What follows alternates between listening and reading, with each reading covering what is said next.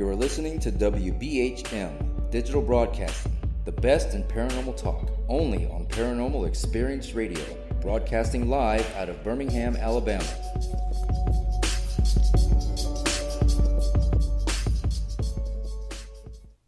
And just like that, we're back with my guest, Nick Redfern, tonight, and we have been covering Men in Black, Black-Eyed Children, all kinds of information, and I am learning and enjoying this so much. Nick, thank you again for being here to do this. Well, thanks for having me on. I always, enjoy,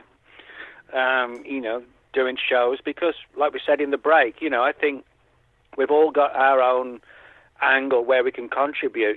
Somebody writes books, somebody does articles, you've got your radio show, and then of course you got the most important people, the witnesses. Without the witnesses to these phenomena, we'd have nothing to go on. So you put all that together, and it's like teamwork, where we're all part of a bigger thing, and hopefully we'll all get the answers one day. So. Well, I think that we will. I get so interested when people are talking, disclosure, we have to have disclosure, the government has to come forward and do these things. And I heard several lectures over last summer by people who said, who are Giorgio Tsoukalos was the main one, who said, we are disclosure. We're not censored.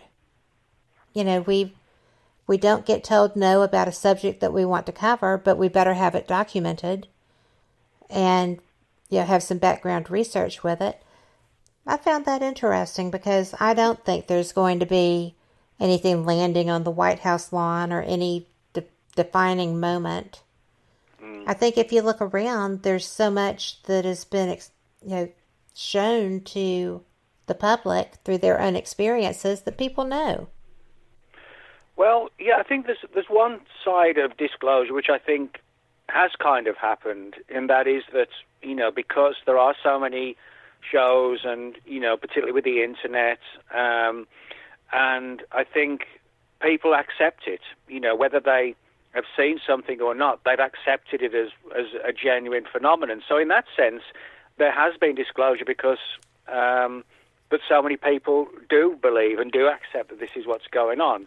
Absolutely. But definitive disclosure, whether something lands on the White House lawn or you've got a situation where UFOs are over every city, one morning when we all wake up. I mean, that hasn't happened, obviously.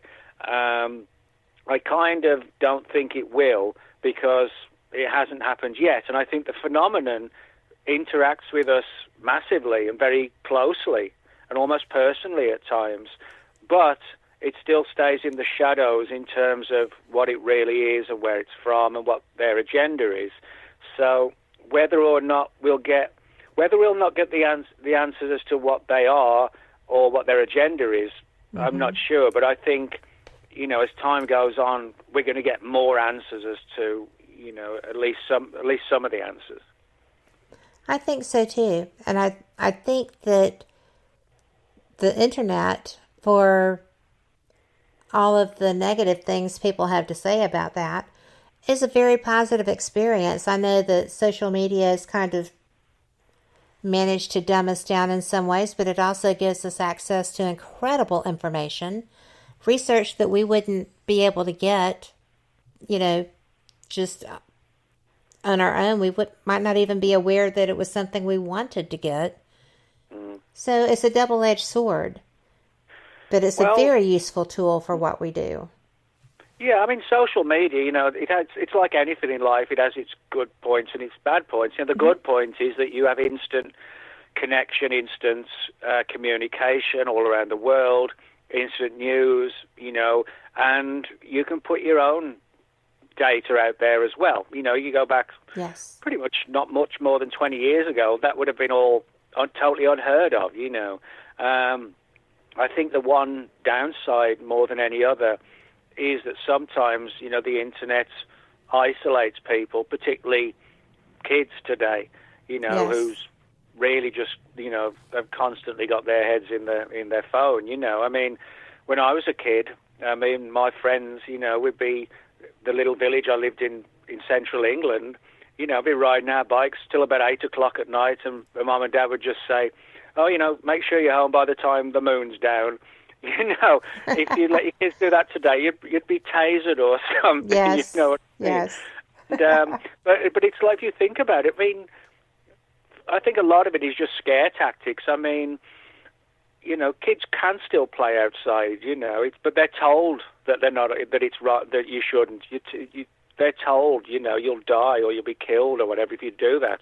But I mean, I remember, we'd all go right on our bikes and, going down hills, and I'd fall off and I'd come back home with like a 6-inch, bruise or a cut, down your leg or your black eye. And of course, I got to school the next day and the teacher would say, "What'd you do?" "I fell off my bike." There'd be no getting the police in and, a government agency to see if your parents were beating you up. It was just, you're a kid, kids are meant to fall off bikes and whatever, and it's just not a be shame. wrapped in cotton wool. Yeah, and I think it's just a shame that today that social media, which is really, important and a really good thing, but it also has this downside of, like I said, kids just sitting in the bedroom texting each other when they could be having a good time, having adventures and playing, But it's almost like, without getting too paranoid, it's almost like an agenda to just keep people in their place. You can't go out. You're a kid. You can't go outside. You'll be killed. That's not a way to bring kids up. Well, it's not, and we're going to be discussing that in our second hour because, your new book coming out in 2019, that could be considered one of the topics of it. Not kids being killed, but the conspiracy side of government patterns. But, I think that it is a controlling factor. And I also find it fascinating. I'm not a huge conspiracy theorist, or I wasn't. It's very hard, really, almost not to be at least pondering the possibilities that some of this stuff has to have an agenda. Every time there's a mass shooting, I've learned to look at what's being passed or signed off on through Congress, because usually if I knew what people did to do MK Ultra and all of these things, I would think somebody was being triggered to go at that time. South Carolina was when they were signing the Iranian deal, the Iranian package, to give them all that money and remove the sanctions and stuff. There's stuff all the time. Well, yeah, I think, there's genuine conspiracies and there are sort of fabricated conspiracies that sort of that have an effect of sort of making the real ones look ridiculous because, a fake one is proved to be a fake, and then people think, well, they must all be fakes. And I think sometimes, there are planted conspiracies which actually aren't real, but it's done to sort of make people think, oh, well, it's all got to be garbage, Yes. And things like that work quite well, and unfortunately. And also, with social media, stories and threads and fears spread quickly, like a virus. I mean, like a physical bodily virus. Yes. It sort of spreads across here, there, and everywhere, and everybody knows about it. And that's, again, it's sort of technology. Works for us when it's in a good way, but it can be used against us, when in a bad way. And the thing is to try and figure out, which is the best way to handle it, really. Well, you're right. And sometimes it's very difficult to ascertain what's the right way.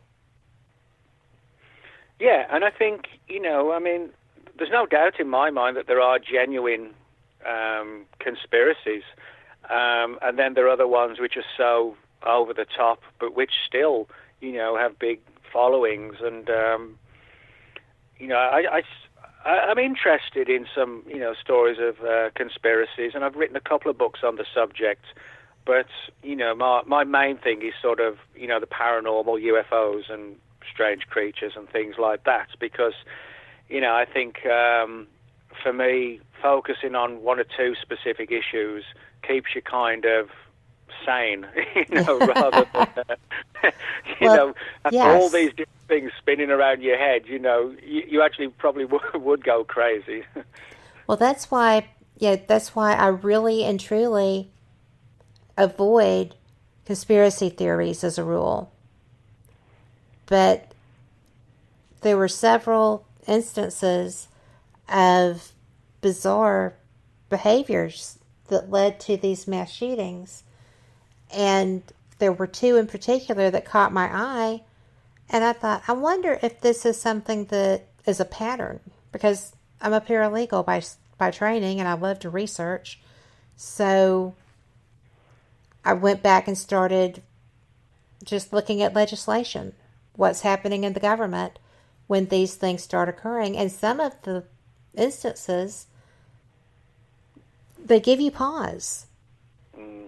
And I thought, nah, that can't possibly be correct. That has to be an absurd coincidence. And you can talk yourself into them, you can talk yourself out of them. But only you can do your own research and see what you believe is true with that, right? Yeah, that's right. I mean, I always tell people, that if you're interested in something, the best way to find out is to do your own research. I mean, I've written a lot of books like on Chupacabra, Bigfoot, UFOs, etc. And, people can hopefully, get a lot of data from the books I've written.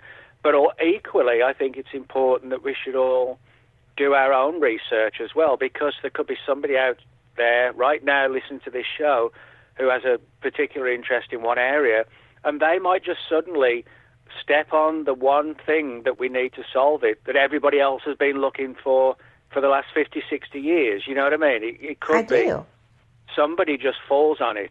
So that's why I think it's important to have new people coming along in the field, and people, just not reliant on somebody else's word, but also doing their own thing, because, it's one things like UFOs and Bigfoot research and stuff like this. It doesn't require, somebody necessarily to have had 50 years in the field of doing research, or like 20 with me or whatever. It's more along the lines of you could just be in the right place at the right time. So, yes. I'd always sort of encourage people, if they want to find out about Bigfoot, if you've got an area near where you live where there have been reports, well, go out and do field research as well as reading the books, but do your own thing too. Absolutely. I have a friend in Wisconsin who I've known for 20-something years online, who has just shared with me that she has begun cryptozoological research. And she's going, not alone anymore because I had a fit, but going into woods and doing studies and research. And she's connected with someone with MUFON now as far as training. Fascinating stuff. And, we've got so much more to cover. We are just about to the top of our hour. I can't believe we've already had an hour go by. So I love this stuff. But we will be back. This is going to be a 5-minute news break. Hopefully there's going to be something positive in that. We all need a little good news.